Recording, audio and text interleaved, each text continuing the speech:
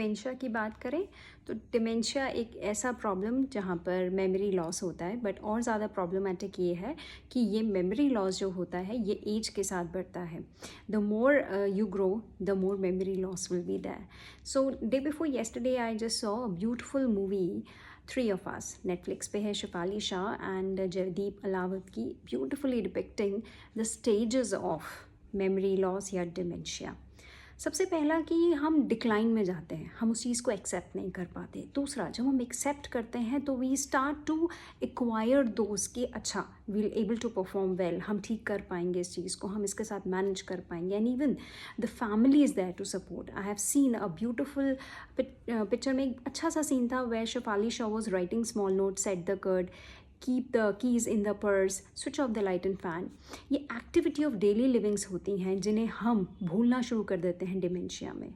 उसके बाद एक और बहुत इंपॉर्टेंट चीज़ जो बहुत अच्छे से दिखाई है मूवी में, दैट वाज कि उसको एक फियर था कि मैं अपने लव्ड वंस को ना भूल जाऊँ.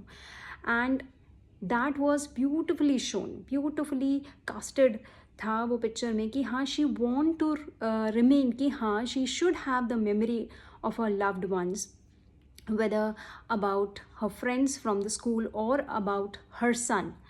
And the fourth was कि यूजुअली ये देखा गया है डिमेंशिया मैक्सिमम फीमेल्स में होता है, मैक्सिमम केसेस. एंड जो एक और बहुत इंपॉर्टेंट चीज़ कि डिमेंशिया में अक्सर ये पाया गया है कि कोई बहुत major loss you have been through, जिसकी वजह से आप बहुत लंबे टाइम तक कुछ डिप्रेसिव सिम्टम्स में रहे हो. That cannot be the whole sole reason for dementia, but हाँ, in maximum cases and research and study it has been found कि अगर आप डिप्रेशन में या डिप्रेसिव मूड या सिम्टम्स में बहुत लंबे समय तक रहे हो because of some major reason, then you are more prone to dementia. और यही चीज़ उस मूवी में दिखाई है. If you find time, go ahead and watch it. Beautifully done.